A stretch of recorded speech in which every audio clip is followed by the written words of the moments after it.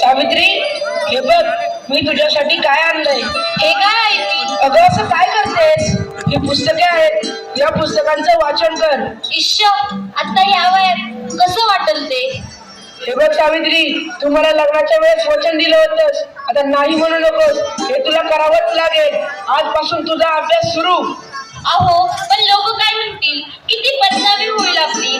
लोक तू करतील आपल्यावर. स्त्रिया या घरातल्या कामातच बऱ्या वाटतात, असं बाहेर जाऊन नाही हो.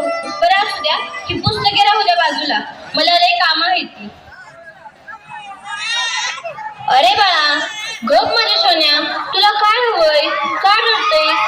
अगं बाई, त्याचा अंक लय टाकले, हे पण घरी नाही. आता मी काय करू?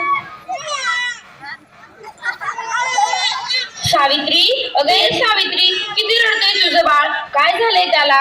होय पारू, रात्रीपासून लय रडायला लागले बघ. काय ठाऊक काय झालं या? अंग बी लय तापलं या. अगं सावित्री, अगं याचं अंग तर इसवणी तापलं या. होय ग पारू, आता मी काय करू? अगं सावित्री, ही तर भूतबाधा आहे, भूतबाधा. काय भूतबाधा? माझ्या लेकराला भूताने झपटलंय? नाही नाही, असं होऊच शकत नाही. होय सावित्री, असं झालंय. याच्या पापण्या बघ कशा लाल झाल्यात. मग आता मी काय करू? हे पण घरी नाहीत. अगं तुझं पोरगं लय तापले, आता रडत बसू नकोस, वेळ वाया घालू नकोस. आपल्या गावाबाहेर मांत्रिक बाबा आले, लय तालीम उपाय करतात ते, त्यांच्याकडे घेऊन जा त्याला.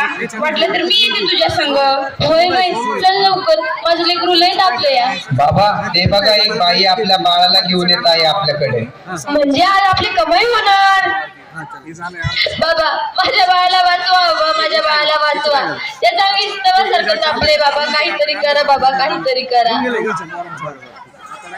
तुझ्या बाळाला भूतबाधा झाली या. कसली भूतबाधा बाबा? बाई, तुझ्या बाळाला विहिरीतल्या भूताने झपटलंय. काय? विहिरीतल्या भूताने? मग काहीतरी उपाय सुचवा बाबा, मी माझ्या बाळासाठी काय पण करीन.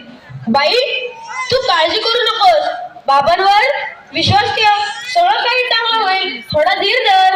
कसा धीर धरू बाबा, कसा धीर धरू?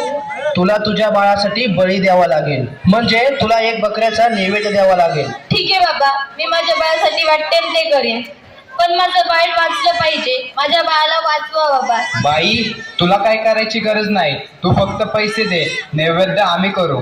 ठीक आहे बाबा, मी वाटेल तेवढं पैसे देईन, पण माझं बाळ वाचलं पाहिजे. हे घे अंगारा, दिवसातनं 2 वेळेस लावत जा बाळाला. बाबा की जय हो, बाबा की जय हो. बाबा बोले, बाबा बोले.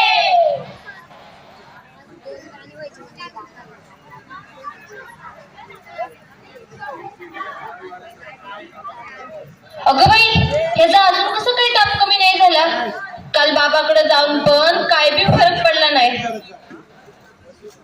अगं किती रडतोय तो, तुला किती वेळा सांगितलंय त्याला दवाखान्यात घेऊन जा म्हणून, पण तू काय माझं ऐकू नकोस.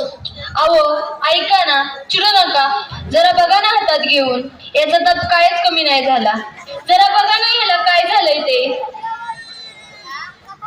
त्यावेळी तुला किती वेळा सांगितलं की घरात प्रसूती करू नकोस म्हणून.